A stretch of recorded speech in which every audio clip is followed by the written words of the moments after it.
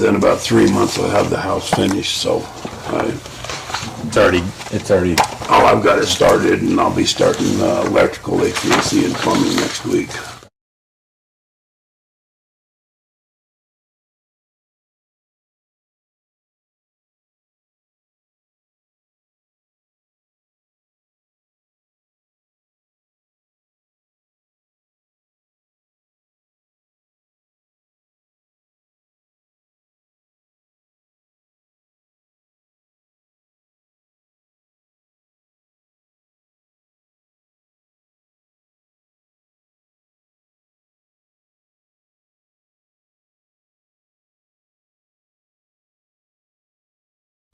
And you moved right by your daughter, so Yep. you just walk over to her house and find a room. That something Trish and her wanted. That's cool. So I just kind of went. Too, so I was gonna say, you phrased that very nicely. there you go. Yeah. We'll call the meeting to order. Tiffany, please take the roll. Councilwoman McGarvey. Present. Councilman Brennan. Present. Councilman McCain. Present. Councilman Green. Present. Mayor Sykes. Present. Let the record reflect that we do have a quorum. Run down to presentation of the. Oh, sorry, I'm getting ahead of myself. Shasta, got anything? So we have after-school programming paused until spring break is done. We have our family history group meeting monthly. We have our trustees meeting next week, but we also have a special meeting this week. We have our growing gardeners class on Saturday. We've got Deer Day coming up, so drop everything and read. We are going to be encouraging everyone in the community to drop everything and read in celebration of Beverly Cleary's birthday. It would have been her 107th birthday, and she's the one that started the Drop Everything and Read celebration. So I'll remind you and send you all emails to do so, to celebrate with us. We also have we have a whole list of programs coming on in April, especially on the last week of April, which is National Library Week. And it's also, April is also the month of the military child, and the library and Parks and Rec are doing a Purple Up dance party in celebration of that, and that's for all families in the community. And yeah, we're excited. We've got our VR coding and design program for teens coming up at the end of the month as well, and that was something that St. Luke's gave us funds for. Fantastic. Pod. The privacy pod, I just got an email from them. They've had some issues with their vendors, and they just said that by the end of April. They do apologize for the delays. I wish I had the power to speed that up, but that's the last. I just got an email today saying the end of April. Nice. Met with a bunch of mayors today and commissioners from Canyon County and Ada County. Boy, the library stuff is real fun over there, huh? Seriously. Well, and it's also in the House right now, going through the legislature. Right. Betsy. Well, Shasta stole my Purple Up. You can talk about it again. Fine, but I will reiterate, because it's very important, that April is Month of the Military Child, so all month long we will be celebrating Month of the Military Child. But April 14th specifically, we are going to encourage everyone to wear purple. Last year we went out to the base and the mayor signed a proclamation along with Representative Bundy on behalf of Governor Little, proclaiming April 14th as Military Child Day, the April month being Purple Up month, etc. So all month long, I'm sure you guys will see little spurts of purple everywhere, but on the 14th specifically, wear purple to celebrate them. I'm working on getting all of our paper applications for the building department off of our website now that we are, I think, fully integrated to OpenGov for development services. So just working on getting all of the paper off of our website and finding all the nooks and crannies that they decided to put that in. And then I'm also working with Tom Hogue for his open house out of the airport. May 13th, he will be doing what they call a fly-in to the Mountain Home Airport.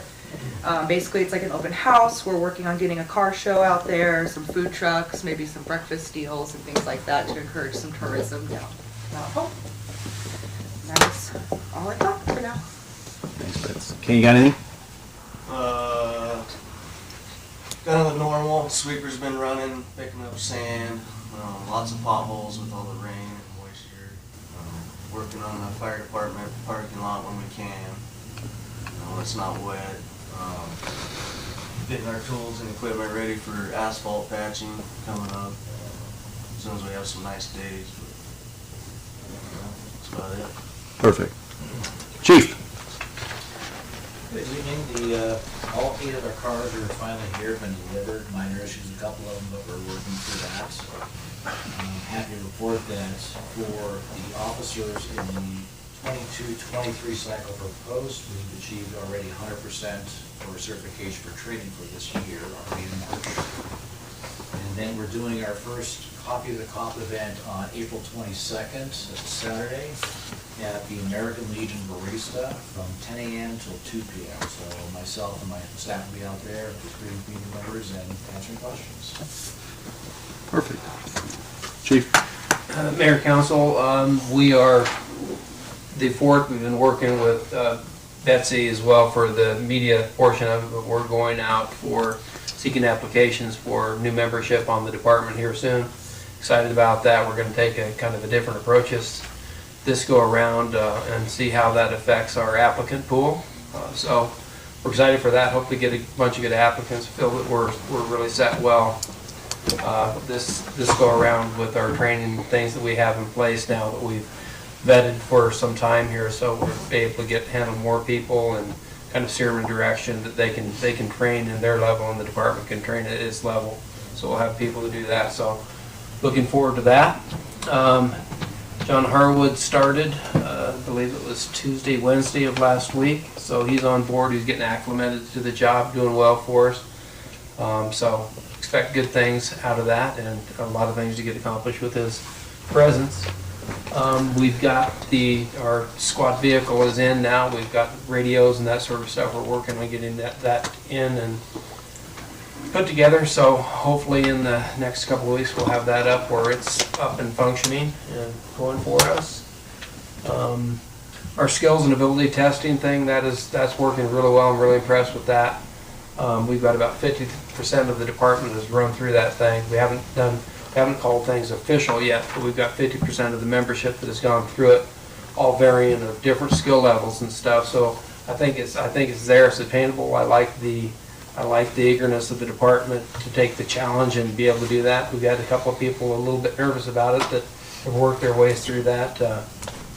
One being Brock. Brock called me up. He was very happy. He's a happy man driving to Oregon because he got both times going through that thing down before he left town. So good on him. He worked hard to accomplish that. So I'm excited for him.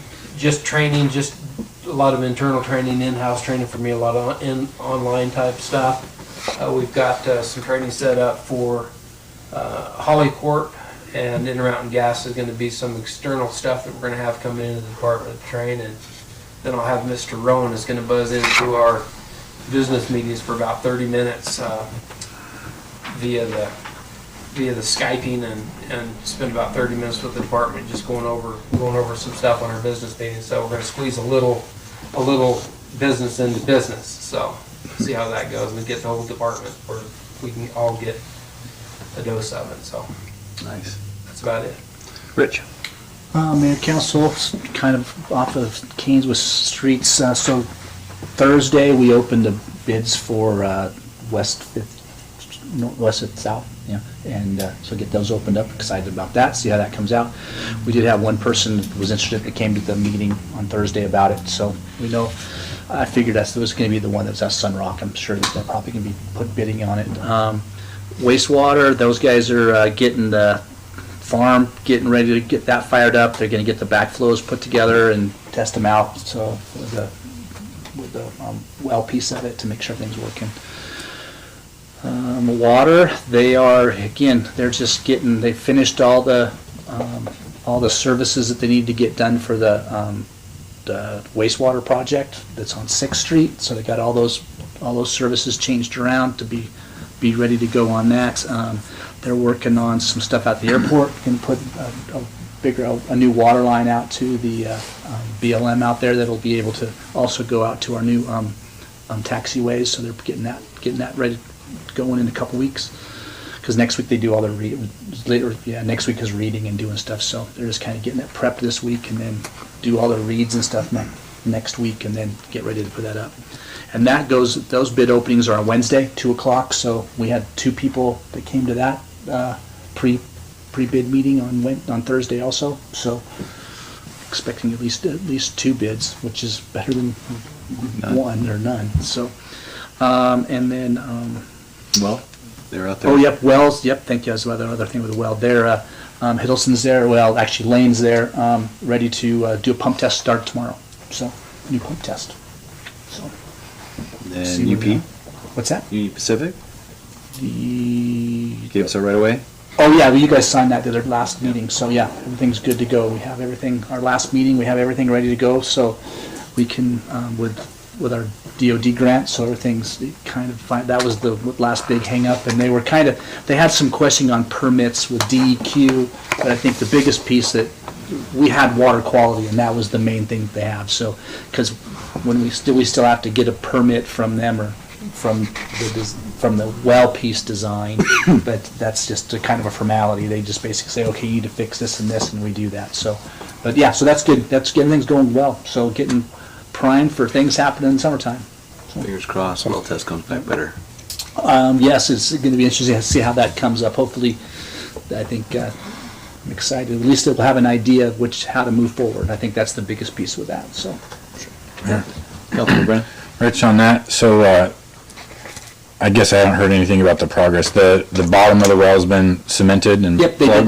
did that like 3 or 4 weeks ago. Okay, and this is the very next step after plugging the hole in the bottom? Mm-hmm. Okay. So then once we can, they'll test out how everything was going to see how much, hopefully we can get, more water that we can use. Well, we could use it all, it just depends how we have to mitigate different pieces with it, but yeah. When will that pump test be complete? Tomorrow. Done tomorrow? It's just a 1 day. Can you communicate with us, like via email or something, to let us know I certainly can. the results of that? Yeah. Yep. Thank you. I'll take a picture of water shooting out of there and yeah, do that, send to you. Yeah, I can do that. Okay. Mayor Council, April 10th's meeting will be the photo. For some of you who thought it was today, I'm sorry. So please be here at 5:30. I'll do a close read next time. We've done a lot of research after we had our last meeting in regards to the applications. So I've reached out to some other cities and I'll be bringing that back. I think we're going to use our OpenGov for a lot of the licensing, like the solicitor licensing and those type of things. That way staff can check off and expedite it in a faster process. So we're still working through that. Curtis and I will meet tomorrow and kind of fine tune some of that, but I'll update you guys probably our next meeting on that. And then the pool, we scored very high. I don't want to say we were at the top, but we were right there for the additional funds that we requested, and that project will be posted Wednesday in the paper to bid. And we will have that close March 6th. We'll open the bids that day. April 6th, sorry. Whatever. April 6th, and then we'll award it hopefully the night of the 10th council meeting. So you guys Mayor? know where that's at. Councilman Garvey? What do you mean we scored really high? So we didn't get the grant? Or we did get the grant? Well, we don't have the, final you got it, but we're working on our fine-tuning our budget lines with Kathy right now, and to score the highest pretty much means you're moving forward. And how much is that again? That was an additional 500,000, so it's 1.2 million at this point. Mayor and Council, the budget worksheets have gone out to the department heads. They're due back April 21st, along with their projected, I call it cash carryover, but justification on what they're not going to spend. We'll come back on the same day, and then we will work through the budget process with you. And tonight we have the presentation of the audit, and Josh is here from Harrison Co. to do that. You council, you anything? If not, we'll run into Josh. Come on down.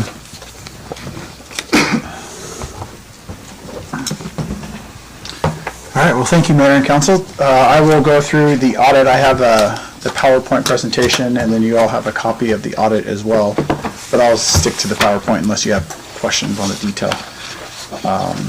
So starting on kind of page 3, just a little overview of the audit that we do each year for the city. We do it in accordance with government auditing standards, making sure your statements are in accordance with government accounting standards. And then you also have a single audit, which is that uniform guidance reporting. That is when you have over $750,000 in federal expenditures. And that can be grants, federal grants and expenses. It can also be the loans as well, carrying loan balances with federal money. So we do that each year now. You also have an MD&A, which it's management discussion analysis. If you were to look kind of through the first, it's probably 18 pages of your financial statements here. It provides some explanation about what went on between the last 2 years. We don't actually audit the MD&A. That's the one part of this entire document we don't issue a report on. But we do make sure it's consistent with all of our audit procedures. So if it wasn't consistent with what we saw through our audit, we'd have to change it so it is. But it is. It's consistent. So, but everything else in the audit report is what I would consider a clean opinion. So you get one opinion on your basic financial statements, and that was a clean opinion. You get 2 other opinions, one on internal controls, they're towards the back of the document. One on internal controls, which was, again, clean, or technically it's called unmodified. It's what you guys want to see. And then a single audit, you have a compliance audit report. So we issue 3 separate audit reports. All of them were unqualified, which is what you want. The idea is if we found something, we'd have to qualify our opinion. So unqualified and what I call clean opinions are what you as a council want to see each and every year.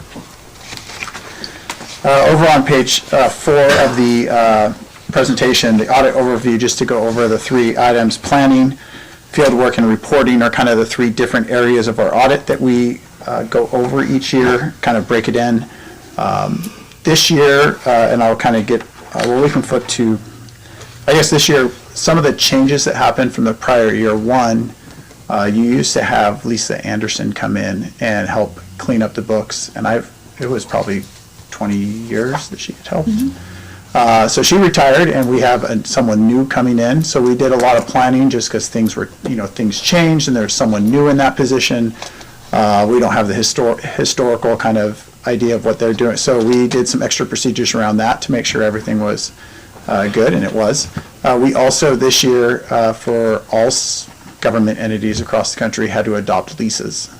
It's a new lease standard. If you used to rent an office building, whether you're renting the office building or like if you're the lessor or the leasee, it used to just be in your footnotes. You just record the rent, either as an expense or rental income each year. Now you have to show those as like an asset or a liability. So if you sign a 10-year lease, you now have a liability on your financial statements that basically is that. It's kind of like debt, for instance. Or if you're a lessor, you have some ground leases. And if you're a lessor and you have a 50-year ground lease, you have to show basically that whole receivable for the next 50 years discounted back. That's quite a big change. If you look at a lot of cities across the state, most of them have not issued their financial statements yet because they're all grappling with this. There's a few of the smaller cities that have that don't have them, but for the most part, most cities are still trying to work their way through the leasing standards. It's a big change across the entire country. So we were able to go through that and adopt the leases. You guys had both lessor and lessee leases, so that was all incorporated in. So most years I come and we don't really have any changes, but this year we did actually have 2 pretty good sized changes that we worked through in the audit and still got 3 clean opinions, which is what you guys should expect. On page 5, you can see the significant audit items. revenue recognition, which is a lot of property taxes, fees, other things. We'll kind of see the breakout, but we spend a lot of time on that. Cash and investments, capital assets, you can see the leases, single audit compliance. Now for fraud, the last one, and these are just the areas, we can't test 100%, but these are the areas we spend a lot more time on, making sure we do more than maybe we do for prepaid expenses or another account. The last one is fraud. We don't do a forensic audit, but we do look for fraud in everything we do. We do some procedures, some journal entry testing, and so through all those procedures, we didn't identify anything, so there was nothing to report for our audit.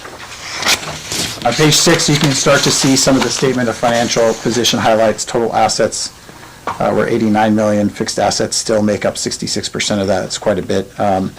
Current liabilities were at 2 million at 9/30/22, and your long-term liabilities at 15.6, and you can see your net position balance. I'm going to kind of go through these. Page 7 is your statement of activities, or kind of your income statement. You can see your overall revenue, slight decrease in your expenses increase. Those two lines are the government-wide, which include depreciation. You can see down below fund statements, 16.3 million in revenue, 13.8 million in expenses, so a net increase in fund balance. On page 8 starts the graphs. I think we monitor this each year to see if there's any significant changes, and then we go look and test for those. But it also just kind of helps you understand where we're spending most of our time and what we're looking at. So you can see property taxes is still a primary over just about 50% this year. And you can kind of see how the others break up throughout the years. On page 9, we can look at kind of the fund expenditures and the different fluctuations between how they're categorized over the years, the last 2 years. On page 10, capital assets and your note, I actually have a typo here because capital leases don't necessarily exist anymore. They're all just called notes payable, but it's the same. The numbers are right. They're just one and the same now. But you can see your notes payable are being paid down.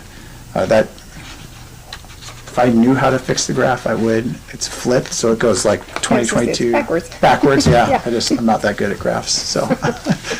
So they have but you can see your capital leases your notes payable are decreasing as we're paying those off. On page 11 is your capital outlay or your increases to your fixed assets. And then you can see also another reverse graph, kind of your principal and interest payments on long-term debt. The years below in 18 and 19, some of the water projects were still ramping up, and now we see kind of those loans going forward. So,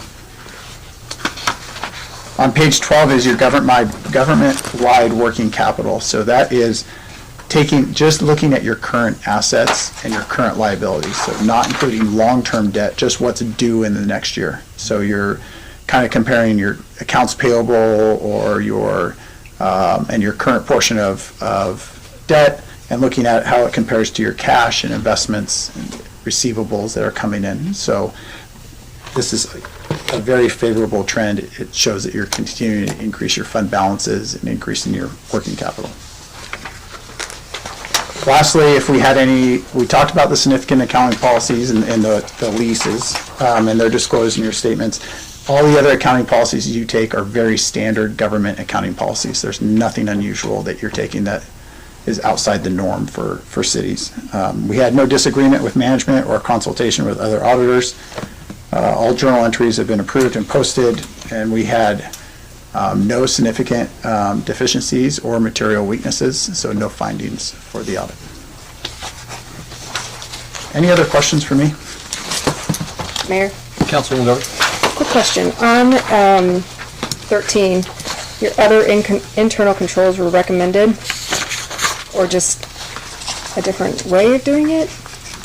So It's not a finding, but right. So if you have like, I don't think we had any this year. I'd have to go back and look. So when we look at internal controls, there's 3 different layers. There's material weaknesses and significant deficiencies. So they're large enough that we have to actually list them as a finding, and then we ask you to put them in place.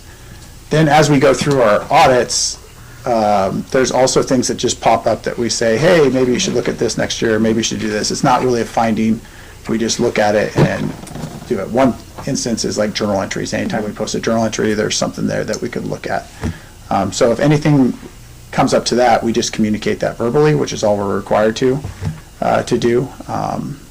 Nothing, there is like a level in there. If we wanted to issue a management letter, we could. But we didn't have anything that raises that thing. Usually what happens is if someone ignores me for year after year after year after year, then I end up issuing a management letter on it so that the council knows, but Serious, most of the time they're just little tweaks here and there. I just was asking, what, Right. was it just tweaking their It was just internal tweaking, controls? yeah, Okay. a little bit. And part of that was too, was getting used to Cassie helping out and understanding how they do it. It's a little bit different than we were used to Lisa for a long time. So, but it wasn't wrong. So that's why it's not, if it was just flat wrong, it would have been a finding, but it wasn't. It was just kind of working through it. Cassie's very thorough. Yes. Councilman Brennan. So would you help me understand, like, where would you draw the line between a significant deficiency and something that's almost there, but not, maybe? Yeah, so if we thought it made it could basically impact your numbers to be wrong, significantly wrong, there could be or materially wrong, those are kind of two different, there are set definitions for both those, then we'd have to list it as a finding. But if they're just small tweaks here and there, then it doesn't rise to those. So it really, for our purposes, because we're auditing the statements, if we thought this control weakness could lead to a material or significant misstatement in your financial statements, we'd have to list them. Okay. So, And I might have the facts wrong here, Paul, if you could help me. You disclosed to the council a little while ago that there was maybe a slight accounting or tracking issue with the police car that was said to have gone to auction. How does that get, like, documented in an audit, or not at all? Is that something totally in a different process? We cleaned it up with Cassie, so we cleaned it up before Josh got here. So, because she comes in and preps the city. So she comes in and goes through all of our stuff. So when Cassie said, hey, what's going on with this, we cleaned it up with her. And then we had some email communication back and forth with Cassie. And then she said, yeah, that's fine, the way you guys finalized it. So, which was like, the car was junked. It had been junked prior to even going to auction, which she was fine with. Okay. So it was already out of our assets, so it wasn't counted in here. Does that make sense? It was already gone. So something like that, if the auditors identify a small issue, they'll give you the opportunity to fix it within the audit, and then if it's fixed within that time frame, it's not indicated on here. Is that right? Right, yeah. Okay. What if, to add to that too, just so you know, we have different levels of materiality that we set. We don't share that because then people would, that's like WorldCom is how they found out what their auditor's materiality was and just did things $1 below it. And we have different materialities set for different funds. So your government-wide has, like almost $100 million in assets. So our materiality is a lot larger than compared to fund statements, where you have budget to actual, that's what you're budgeting on. The fund balances are much lower. So our materiality drops when you talk about like cash expenditures and cash receipts than it does compared to like fixed assets, which is a little bit different when it comes to materiality. So we actually calculate a separate materiality for every single fund when we go through your audit. okay, one more question. Let me see the slide that it's on. And I would be excited to sit with any one of you and show how the back pages tie back to the front pages. Okay. I have all kinds of notes. I think it's, the revenues under page 8 and maybe the highlights under page 7.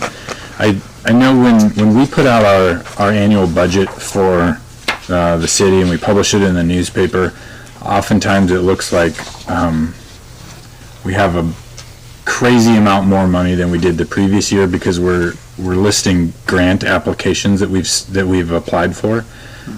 So do these numbers reflect the same thing, that if we've applied for a grant and we have to be ready to spend it if we win the grant? Is that part of our, like our revenue that you list here, or is it? No. Okay, Nope, this revenue is just gonna be basically the cash revenue for the year.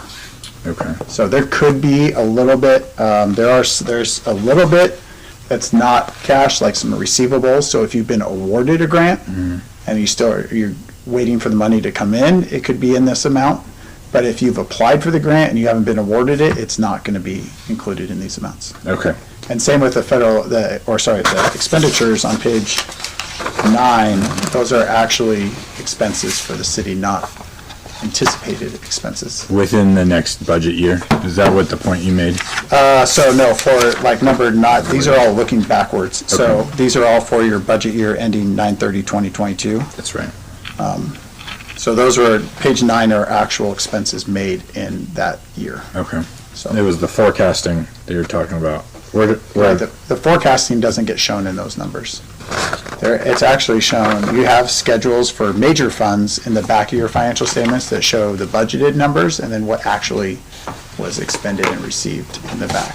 Okay. So, and the requirement for those, you won't see that for every fund, you will only see it for the major funds, so your larger funds. Okay. I think that's all I've got. Thank you. Council, any other questions for Josh? That's for a second. Thank you, sir. All right, thanks, Josh. Thank you. Be safe driving back. See you next year. Oh, that'd be this year now. Talk to you soon. See you in 8 months. We'll run down to conflicts of interest declaration. Has any council member received information pertaining to or otherwise had any contact with any person regarding to any items on this city council unit? If so, please set forth the nature of said contact. Here, Councilman Brennan. I forget where it's at on here. I need to find it, sorry. It was for parks, their grant application for, to put towards a pickleball court. I received a notice from a citizen. Actually, they forwarded me a news article that's like making national news about pickleball and how, this is not my opinion, I don't know, this is just the information I got, that shows basically that pickleball is very annoying to its neighbors with the noise that it makes, that I don't know, whatever it is. And cities across the United States are starting to make ordinances restricting the time of day and like the quantity of how much pickleball can be played within certain areas where there's residences nearby. I apologize I didn't forward that on to everybody, but I got that communication. It was just kind of a information you should think about this before you vote on that. Mayor, Councilman King, where is the pickleball court going in? right by the tennis courts. Yeah, the tennis courts. And Richard Okay. Gary. I wasn't sure. Okay, thank you. All right, hearing none, then we'll run down to consent agenda. Council, you want to pull something, talk about it, approve it as printed? What do you guys want to do? Mayor, Councilwoman Garvey? I have a couple questions. The partnership agreement between Mountain Home Air Force Base, City of Mountain Home, is this something new that they're working on? Is this something year after year? You know, honestly, I don't know. Does this come from Marty? Yeah, I've signed stuff that just saying that we do things jointly together in the past, but we haven't done anything for 2 years, I think. It's been a while. So is Marty the assigned person to this then? Can you read it real quick? I'm sorry. Yeah. I didn't have my computer with me. I'm trying to find Marty's email that he sent me here. I have some really groovy pink glasses if you need them. Saying. Go ahead. So, council, Marty had a prior arrangement, so I did ask him if he would whip something together for me here. So I will read you the start of this without glasses for a moment. The 366 Fighter Wing Commander, Colonel DiVittorio, is wanting to establish a formal partnership agreement with the City of Mountain Home. The purpose of the agreement is to formalize the already great relationship due to the commander PCSing permanent change of station every 2 years. This agreement will continue our collaborative initiatives benefiting both the city and the Air Force Base. These initiatives are beneficial to the City of Mountain Home by securing long-term viability of Mountain Home Air Force Base and securing the $760 million economic impact to the community. Ongoing initiatives are housing, water, and wastewater infrastructures and fiber projects. And then he goes in further talking about the military housing, 850 family members, and then the water and wastewater construction projects with the DOD. So it's everything they've been working on, it's just. Yeah, formalizing it. the same thing every year, except for the changeover. Yeah, I think he's just trying to firm up something so that, for instance, if a new commander came in, Well, there is one coming through. yeah, we're not gonna say no way, which I don't foresee that happening. And then, F, Consolidated Enterprises, what is that? Consolidated Enterprises is the Comco building, Okay. or Lion's Head. He has a new person. I don't know if the business within it is changing or just the subleasee is a new person now. So he rents the building, and then he's just wanting like little spaces of it rented out? It's not gonna be Lion's Head anymore? Do we know? No, per his agreement, he has to have permission of the council if Yeah. the subleasee changes, and that's what is occurring, is whomever's operating the business within it now is under new ownership, or going to be shortly. So do we get to see the lease agreement to make sure that his lease agreement is complying with what we require?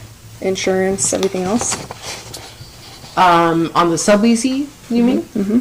I can ask that of him. Yeah, he sent this via email early last week, and Have me sign it. yeah, And I he, said, So I guess my question is this.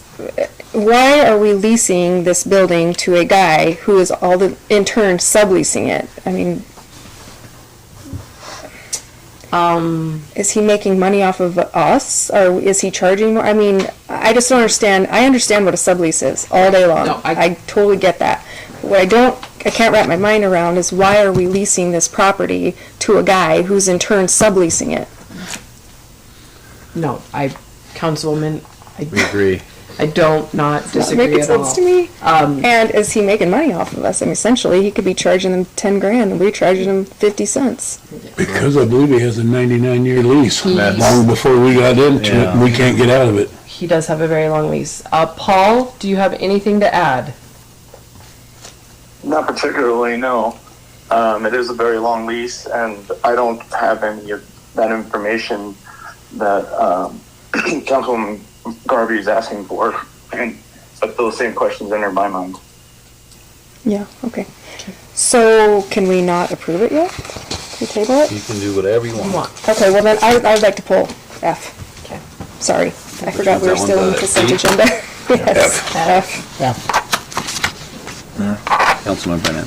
I know we're pulling it, within that discussion though, I'd also like to maybe put in there that they'll also need to get ITD's approval since it's on the highway and they have to approve new businesses in the traffic plan or whatever up there. So if they could at least have that discussion and bring back a letter from, I don't know, maybe they don't have to get our approval for ITD, maybe they just have to get ITD, so something in there that says they need to talk and get permission from ITD. And I could be wrong, but I was under the impression that, I thought they owned the building, but then they leased the ground.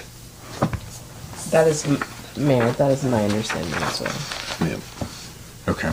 And as I read it, as I read that agreement, they're trying to sublease just the part of the property within the property line, but not the building where they can sell storage sheds up there, so.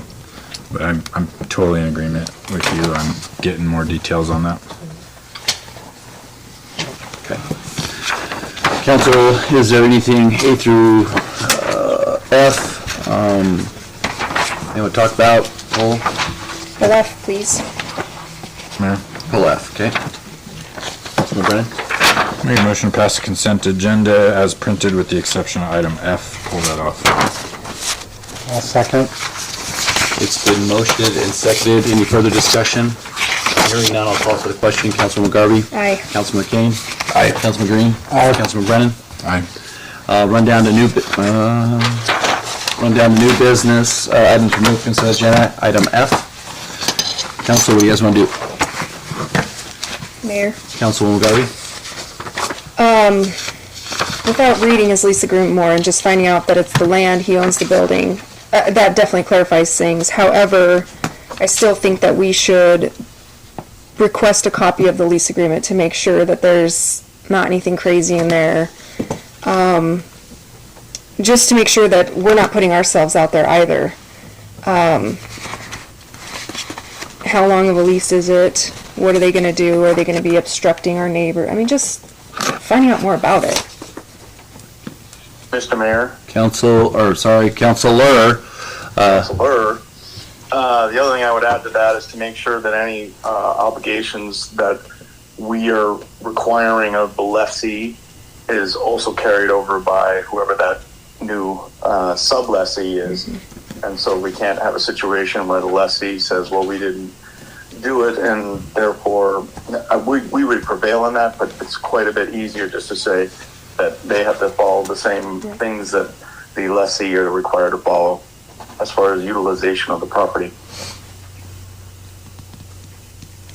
So council members, so lease agreements, clarification, insurance, lessee issues that are maintaining the same as the other lessee. What else am I missing? ITD approval. Anything else? About right. I got everything. Sounds good. So to table till next. Yes, sorry, Mayor, I'd like to make a motion to table this sublessee agreement. Let me see, let me get back to where I was at. With Consolidated Enterprises to sublease the land located at 1205 Highway 20. Until further clarification. Is that April 10th or 13th? 10th. Until April 10th. Yeah, until we get, clarification. It's been motioned and seconded. Any further discussion? Hearing none, we'll have Sorry, clarification, did we move it down to new business, or did we just table it off of the consent agenda? I pulled it. Okay, pulled it to new business? Yep. Okay, sorry, thank you. So it's been motioned and seconded. Any further discussion? Hearing none, I'll call for the question. Councilman Green? Aye. Councilman McCain? Aye. Councilman Brennan? Aye. Councilwoman Garvey? All right, action item number 2, discussion to amend city ordinance regarding regular city council meetings day and time.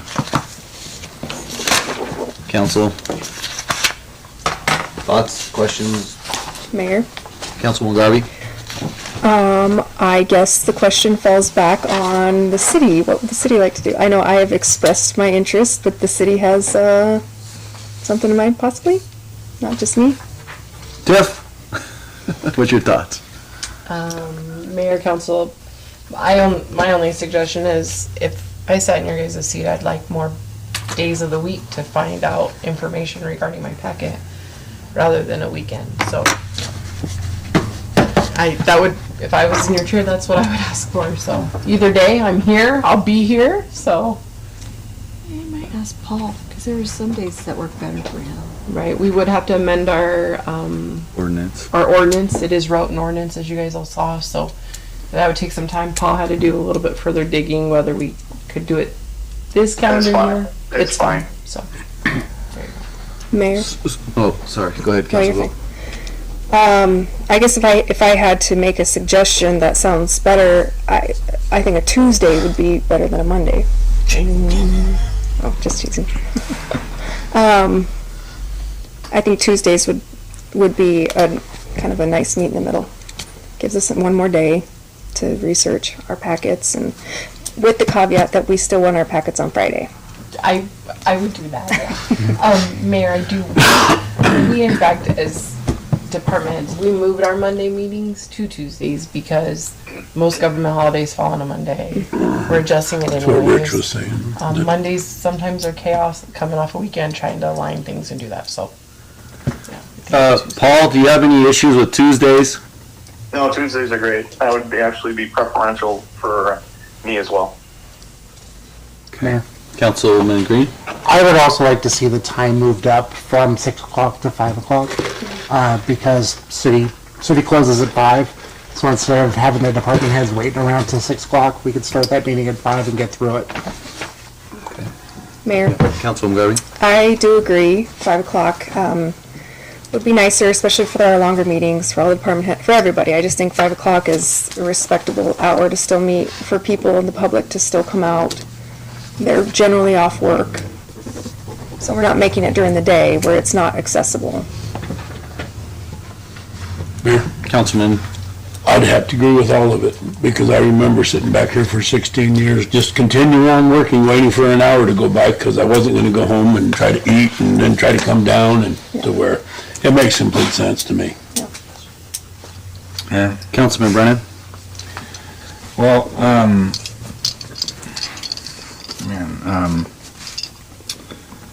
Mondays work better for me. But I don't see this as being about me as a council member. I see it being about the public and what's easiest for the public to attend. These meetings are, we often have public hearings and Tuesday, Monday, whatever. But the 5 o'clock thing, I disagree with entirely. I think a lot of even big cities start their meetings at 7 o'clock to make sure it's as easy as possible for the greatest number of the population to attend. So the closer you are to the afternoon, even the city made a stink about the county commissioner meetings, being during the day, and we wrote them a letter saying it needs to be at night when more people can attend. So I think we need to kind of, honor that internally as to the time frame. Again, neither Monday nor 5 o'clock work well for me. If you want to do Tuesday, that's fine. I understand the argument for a longer weekend and more people may be able to attend the meetings if it's, somewhere near a summer vacation and people get back on Monday or whatnot. I just asked that, I guess the one ask I have is that 5 o'clock is not a thing. That we stick with 6 o'clock. To me, it's about the public, not about me. So council members, what do you guys want to do? Mayor? Councilman Garvey? Just a quick tag along to what you said. I agree that maybe it's easier for the public, but this is something new that we haven't tried, and to be honest, maybe we will get more participation because people are just coming out of work. They can come straight from work to here versus they get home and they don't want to go back out. I mean, who do we have? I mean, besides our fear Misty, but I just think maybe we try it and see if we do get more participation. It would be easy for somebody to zip out of work and come back over here. So I just thought, I don't think an hour is going to make a huge difference, but I could be wrong. Mayor. Councilman Green? I also agree with the 5 o'clock start time. A lot of our public comment stuff is at the end of the meeting now instead of the beginning. And most of the people that are participating in the meeting are doing it online anyway. Mm-hmm. So it's available to them whether they want to start it at 5, 6, 7, 8. So I just think it works better for the city and in turn the public. Copy that. So council, what do you guys want to do? Mayor, I will make a motion to move the meetings to Tuesdays at 5 o'clock. I will second. It's been motioned and seconded. Any further discussion? Hearing none, I'll call for the question. Councilwoman Garvey? Aye. Councilman Green? Aye. Councilman Brennan? Nay. Councilman McCain? Aye. Sorry, No, I had brain farted. I was like, I see ya, I see ya. All right, action item number, before we continue. Yes, sir. When would this start? Yeah, you we gotta, don't we have to post in the paper? Don't we have to? Change the ordinance. Yes, and, Mr. Mayor, Go ahead. as a matter of just housekeeping, correct me if I'm wrong, Tip, but it doesn't actually say in what you have in the packet that it's going to be Tuesday at 5 o'clock. So with your permission, I think Tiffany and I need to bring that back to you in an ordinance format where you have to strike out an underlying text. And then on that document, we'll have effective upon publication and then if you want to insert a day as to when you want to do it, or simply just 30 days after publication, which is the typical way we do it. So if you have an exact day you'd like to do, great, or we just do 30 days after publication. Your choice. But regardless, I do think we need to bring it back in a proper ordinance format. Mayor. Go ahead. Paul, that is what I plan to do. So it wouldn't come back okay. before them until the 10th at the earliest. See, here I am, and you're already my superhero. Thanks. Nay. Councilman Brennan? Paul, is a actual public hearing involved at all? Or required No, it is not. to ask the public when they'd like it to be here? Okay, so you'll bring that back on April 10th. Maybe, it sounds like. Yeah, maybe. All right, we'll run down to action item number 3, discussion decision to amend the personnel policy, employee residence for a sworn officer. Council, got any questions, comments, concerns? Mayor, Councilman Brennan? have the chief come up and talk about You bet. the request.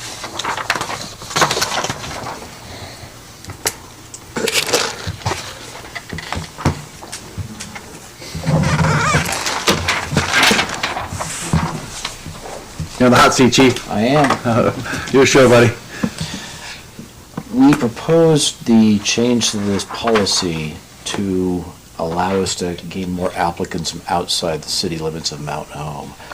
There are multiple pros and cons of it. Overall, I'm in favor of it. I do recognize there are some limitations as far as in the future, limiting detectives, for instance, on call-outs. I think on the balance, I like it. We had worked on the policy, and after working on the policy, we've already gotten at least one applicant. I talked to Councilman Brennan about this applicant already. On paper, looks very, very good, recent CWI graduate. Without going into a lot of great detail, she does live the other side of Boise. If we hire her, she's willing to move to this side of Boise only because her husband's job necessitates them living closer to that city rather than here in the city of Mountain Home itself. Okay. So, Oh, yeah. Mayor? Councilman Brennan? Chief, just like I mentioned, right, in full disclosure, I'm going to talk about some of our conversation here on the record. The pros and the cons, you talked about, it opens the recruiting area. yes. Right? Another pro to me on how you've drafted the policy change is that this is strictly limiting to take-home patrol vehicles, and it has nothing to do with being hired or maintaining employment with the agency. Correct. So it's strictly about taking home a car. Yes, it has nothing to do with their job status, even where they live, anything else. It's strictly taking a city-assigned patrol car to and from their residence.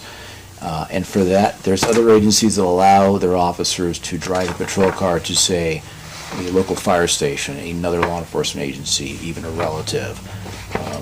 While this policy does not strictly prohibit it, I would not allow that. I'm very much against that. If an officer lives outside the 15-mile limit, their car stays at the police department when they're not on duty. Some of the, I probably should have taken better notes when we were talking here, but some of the cons I indicated were a lack of a quick response potentially, and I I said, like, looking from an outside law enforcement in, I'm not part of it, but I see that your patrol guys are not frequently called out for service, but Correct. It's- As we talked about, outside of the phlebotomist we have, I cannot think of an instance that I've called my patrol officers in to respond to an emergency in the year and a half I've been here. We've had one SWAT activation, but those 3 officers were already on duty. We've had, taking away the detective response, we've had the phlebotomist come in numerous times. I can't think of an instance where we've called in our canine officer in another example. We simply don't call in our patrol officers. I like having the option if I need to in case of an emergency, but in the time I've been here, we simply haven't had it yet. I don't want to say knock on wood, but we Sure. simply haven't had the need for it. Sure. And it leads me to part of this is you say we push it to the side, but the detectives branch, those are the ones that are getting called out, probably on a more regular basis. Correct. And this policy as written would, I guess, has the potential to discriminate against a detective or somebody getting hired or promoted to the position of detective because they won't have the ability to have a quick response time if they're living, I just keep using as an example, Boise. So, and I think you said you would look more critically at promoting somebody that doesn't live in that area. Correct. And that part doesn't sit well with me is people not being eligible for promotion because Technically, detective, if I can interrupt, isn't a promotion. It's a change in job status and an assignment. Okay. I do understand that concern. It could be seen as limiting job growth potential. Right now, our 2 detectives are both Mountain Home citizens. They live in the community. I see this, while that is a potential concern with new folks coming in, for instance, this new applicant, if she stays in Boise, lives in Boise, and eventually wants to transfer to a detective position, would this be an obstacle? And I'd say absolutely. With the caveat that I would need a quick response from a detective. Those are ongoing emergent situations where I need that quick response, so I think I could justify limiting it to people who live within this 15 miles.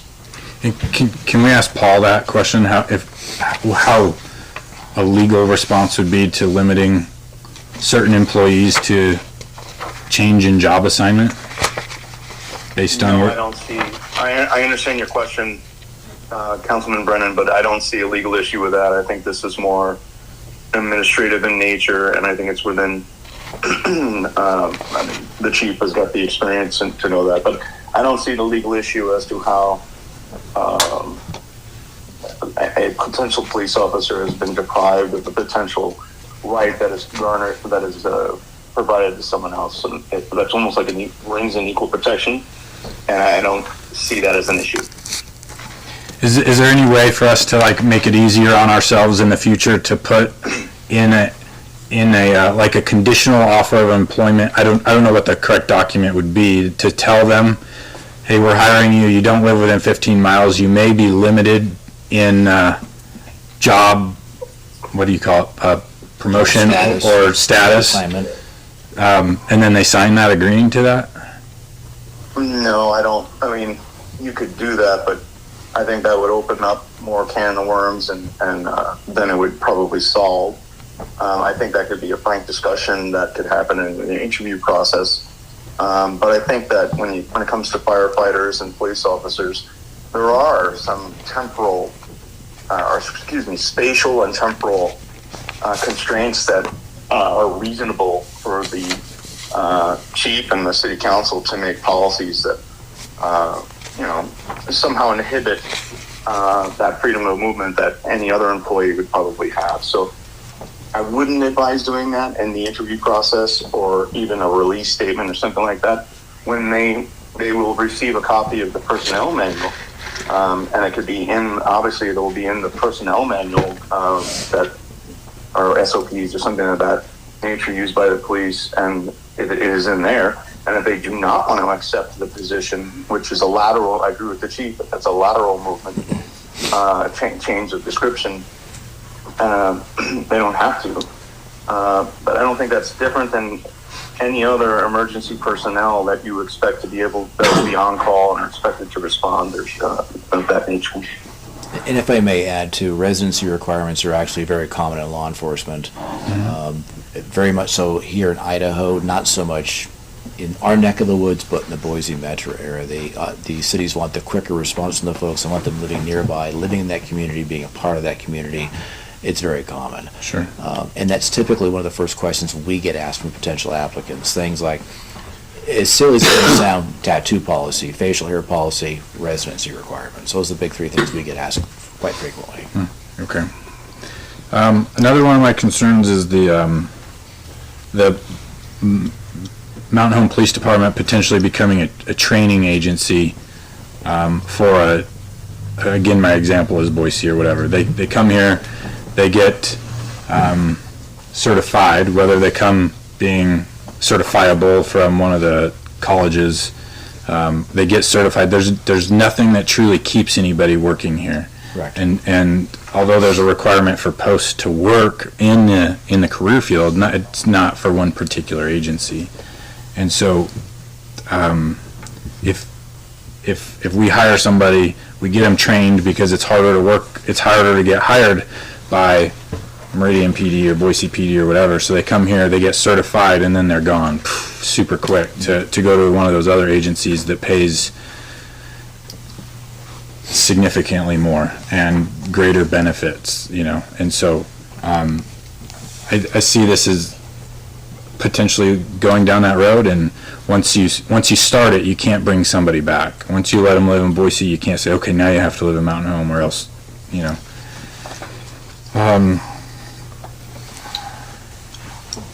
and then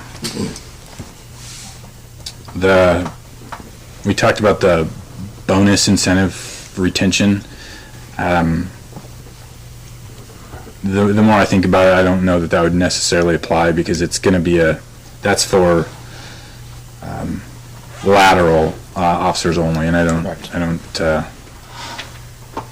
don't see a lot of people coming to Mountain Home for a lateral that already works at like Boise PD or Meridian PD or whatnot.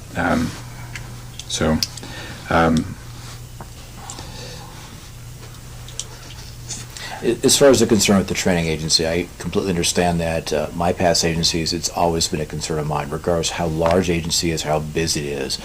My last agency, extremely busy. We were seen as a very good agency that people wanted to go to get the training, get the experience. Our calls for service level was much, much higher than Mountain Home. I think Mountain Home averages about 9,800 a year.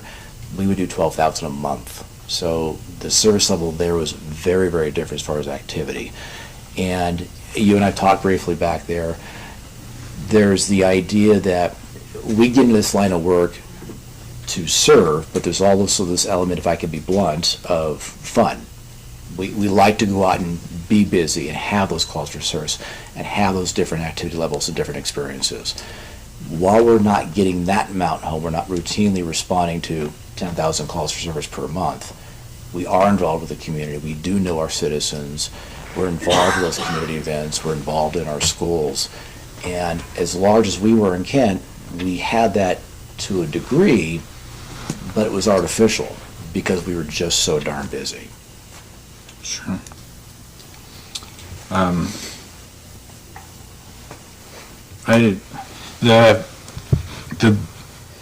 I'm like on the fence. You can probably tell by how I talk about this on whether I like it or I don't. I think I'm kind of more on the I don't like it side, because I'm afraid that Mountain Home PD will get used, and that will limit job assignments to people that may come from, whether it's Glens Ferry or the Boise side. I'm probably just stuttering now, essentially. I don't really know where I stand on it. I don't like it. I guess I'm willing to try it if you really want to, but if we start getting used in the fact of, like, you hire this one applicant and within 6 months he or she now has a job anywhere else, I would definitely ask you to bring this back or self-initiated up here, bring it back and cancel that. If we see the policy being abused, absolutely. Yeah. This is one of those things, though, I guess it could go either way.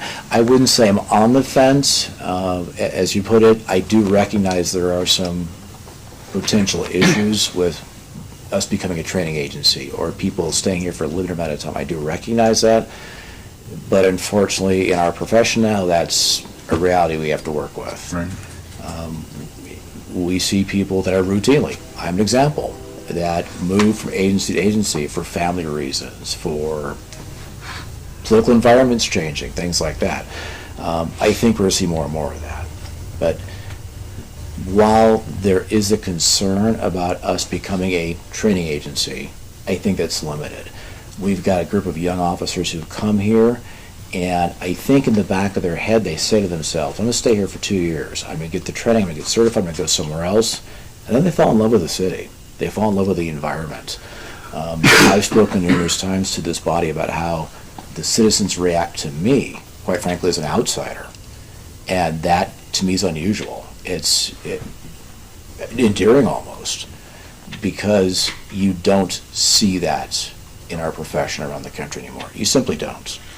So I think that's a huge draw for officers coming here and working in this environment. As a new chief and coming into the state, even under post rules, would you ever consider or allow a new hire to go through the field training process before going to post? That has been brought up several times. I see numerous issues with that. I do not like it. I know it hasn't been tried here that I'm aware of. I know that it seems relatively common, especially in southern Idaho with smaller agencies. I'm not a fan of it. If we have someone, we hire Rich as a brand new officer. Rich's academy date is 6 months out. Rich knows absolutely nothing about constitutional policing, Idaho code, how to do a vehicle stop, how to arrest somebody, how to de-escalate a situation. We put him in an environment where all of a sudden, day one, he has to do all those things. That can potentially happen. I had 3 academy classmates that got officer-involved shootings in their first week out of the academy. So that potential is absolutely there. It's unfair to Rich, and it's unfair to the agency and the city to put those people in that position. So by and large, I'm against that. Okay. Tiffany, for you, you've probably heard all my comments. I'm on the fence, but I'm willing to support it. And if I heard Paul right, he mentioned not make them sign something, but in the personnel policy itself to have a statement that says, I don't know if I heard him right, maybe, that in the personnel policy would say if you live outside this 15-mile radius, you may be limited in job assignment. That'd make me feel more comfortable, just because. I wouldn't word it like that, no, but, and I would trust the chief to have appropriate language for that, about just mentioning, what the policies mean, what this means, because as he said, I didn't hear all of it, but he said tattoo policy, residency, these are big issues. And so to the extent you could provide some upfront expectations as to those particular issues, those will be in the policy. So, you would have that written in there somehow. And I would have assumed it's already in there. And if I may add, the final step of our hiring process is an interview with myself and my command staff. And this is something that, not this specifically, but adhering to our policies, adhering to our expectations, that's something that's brought up in each of those interviews. So that is brought up with the applicant. And this is something we definitely bring up with them at that point, even before they get into the process as an officer. Just sitting up here in our executive sessions and talking about ICRIMP issues, we all know, ICRIMP likes to pay out. They just like to settle things and go away, and people get big payments, and insurance rates go up and all that stuff. And, there's some things that I maybe can't talk about that we thought were going to be slam dunks, and here we are looking at maybe another result, And Paul, right, from the beginning, we're pretty confident in where we were going to go, and now, I guess I better leave it at that. But yes, let's leave it at that. ICRIMP scares me, especially when people know that they pay out constantly, just to make people go away. So that's why I'm I want to see something in writing somehow. And Chief, I'll leave it at your discretion, but I hope we can put something in writing to these people, because even as I don't know how you feel, right? But as if they were to ever come to the council and say, I'm being limited and, I can't promote whatever to detectives because I don't live here, that's bullshit, right? Like, that's hard for me to swallow from this position. I'll shut up now. Mayor, Councilwoman Garvey?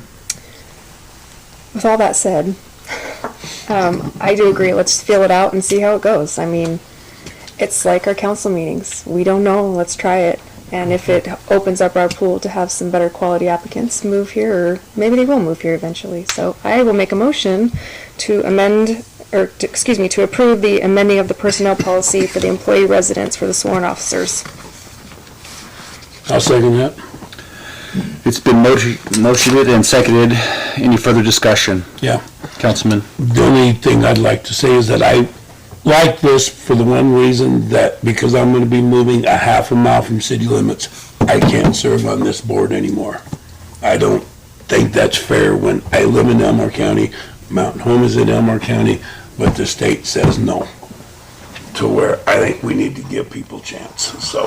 Copy that. Any further discussion? Mayor, Councilman Green? I'm also in full agreement that this is something we should give a try to. Copy that. Any further discussion? Hearing none, I'll call for the question. Councilman Green? Aye. Councilman Brennan? Aye. Councilman Garvey? Aye. Councilman Kane? Aye. All right, run down to ordinances. Action item. Thanks, Chief. Thank you. Thank you. Thank you. Ordinance number 1769, amending Mountain Home City Code by the addition of new Title 6, Chapter 3, Section 8 of Mountain Home City Code. Mayor? Councilwoman Garvey. I make a motion that we suspend the 3 reading rule and read this ordinance by title only for its one and only reading tonight. Second. It's been motioned and seconded. Any further discussion? Hearing not, I'll call for the question. Councilwoman Garvey? Councilman Brennan? Councilman Kane? Aye. Councilman Green? Aye. Tiff, please read the ordinance.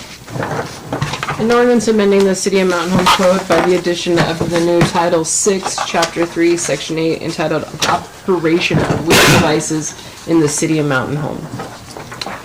Council, you've heard this ordinance read. Do you wish it to pass? Councilman McCain? Aye. Councilman Green? Aye. Councilman Brennan? Aye. Councilwoman Garvey? Aye. Run down to action item number 2, ordinance 1770, amending Mountain Home City Code by the addition of new Title 5, Chapter 1, Section 14 of the Mountain Home City Code. Mayor, Councilman Green. I will make a motion that we suspend the 3 reading rule and read the ordinance by title for its one and only reading tonight. Councilman Brennan. A comment. We agreed at the last council meeting to have a start date effective, I believe it was July 1st of the new, when most new laws take effect in Idaho, and that's not written into this anywhere. So if we could just basically add that through interlineation somehow, if that's allowed in this process. What date? It was July 1st. July 1st of 2023, that would be the effective date, Chief, is that what we would say? Or, That's correct.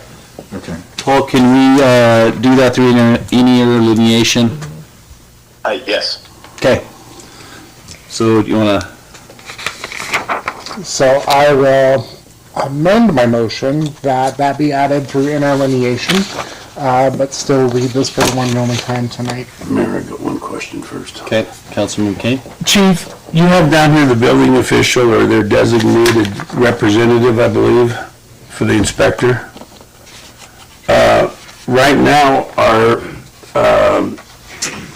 building official is a firefighter to where he would have an idea, but something like this is not, that I know of, taught in any of the books that we get through ICC. Is that going to be a difference sometime if Hank leaves and we don't actually have a firefighter in that position? Or should it be one of the, like, the fire marshal doing this inspection? And doesn't that go through OpenGov anyways, that inspection?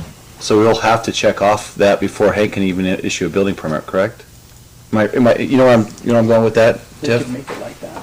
Yeah, it's, Mayor, Council, it is through OpenGov, the building permits, but the building official or designee could then in turn be the fire marshal or the fire chief that does the inspecting. Right, but you right now hit building official but if we have a back building official that here and nobody else is here, and he goes out and inspects it, he may not be qualified to inspect that.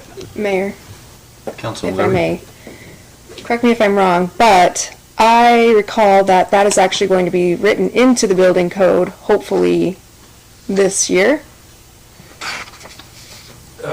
Councilwoman Garvey, yes, that's correct. That will be the push on from the state. No, I Okay. can't answer to how successful they'll be and to get Right. that will be. So then, to couple off that, then your building inspector, it will be finally written into his. If it's in the ICC, Yeah. if it's in the fire code, not necessarily.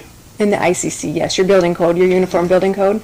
No, it's not the uniform building code, it'll be the IRC, Okay. which is the International Residential Code, which the International Residential Code and the International Fire Code are not the same book. Does the international code trump state code? That is the code Idaho goes by. Yeah. Is those two codes. I just don't want there to get to be a point that somebody goes and checks it and it's not qualified to check it. Even though I know Hank at this point is, but I don't know later on down the line was the only thing. To where I'd just like to see the fire marshal is the one doing the inspecting on it. Councilman Brennan? Councilman King, does the fire marshal already inspect every residence? No, only he inspects stoves, wood stoves, different stoves like that he'll go in and check rather than the building inspector. So by going the way you want to, then our fire marshal will get a much heavier workload inspecting every residence that's built in the city? That would be true, yes. I don't really like making our fire marshal go do all that, and typically with an inspection, we charge a fee, don't we? So, yeah, I don't like that idea. Okay, that's just something that I just didn't want problems later on down the line. Mayor. Councilman Green? So, my thought on this, basically, I mean, the inspector is already looking to see that the fire alarms are already there. So he's not testing them, he's not looking, he's just making sure that they're there. So this is just an addition to make sure that it's there in place as well, is my understanding of it. Is that what you did? You make sure Well, we didn't have this when I was doing it. well, no. There wasn't. Like, There was the a- fire- For the alarms. So is that? That was under was the electrical inspectors that did those. Because it was up through electrical wiring, so the electrical inspector did those inspections. So this will quintessentially have to be checked by the electrical inspector then, correct? No, That- Hank. Sorry, we're throwing a lot at you. Yeah, sorry I wasn't here last week because we talked about it, I know. Can't just leave it for one chief. The building official checks the smoke detectors on the new construction. That's mandated, and they'll inspect that. The intent of this, in conversation with the building official, that it would be a matter of opening the door and visually seeing that the heat alarm was installed. Okay. Well, if it's coming out that way in the new code, that's fine, because we didn't really do that. Because the electrical inspector would come through, and he'd even check it at times and poke it, and make sure it was working, and all of them were ringing throughout the house. Mayor Count, that was one thing, it is hooked up to the same system, so. Electrical inspector would need to inspect it then too, to where, okay, I don't have a problem with it. As long as, I just didn't want one person like that to possibly look at it and be the only one, but I haven't looked at the new code, so I don't know what's coming out in it. Okay, Mayor. Councilman Brennan? Chief, just to ensure, right, you don't intend to have a member of your department, whether it's fire marshal, to go and inspect every house? That's not your intent? No, that would not be something that I would like to see us get in the business of. Okay. So, leave it with the building official or the electrical inspection? We can't do anything about the state. State will do what they're gonna inspect, what they're gonna inspect. And it's hooked into the wiring, so they should be doing the inspection too. Okay. As long as Hank looks at it and says, yeah, there's one there, then that's basically is what he'd be required to do then, because it would be hooked to the electrical system, unless it was, but then that's a whole, never mind, that's a whole new ballgame. You okay with that, chief? Yes, thank you. So I got a motion with interlineation Second. and a second. Any further discussion? Hearing none, I'll call for the question. Councilman Kane? Aye. Councilman Green? Aye. Councilman Williams Garvey? Aye. Councilman Brennan? Aye. All right. Would anybody in the audience like to get up and speak? We have to read it. Oh, yeah. I guess you better read the, Tiff, please read the ordinance.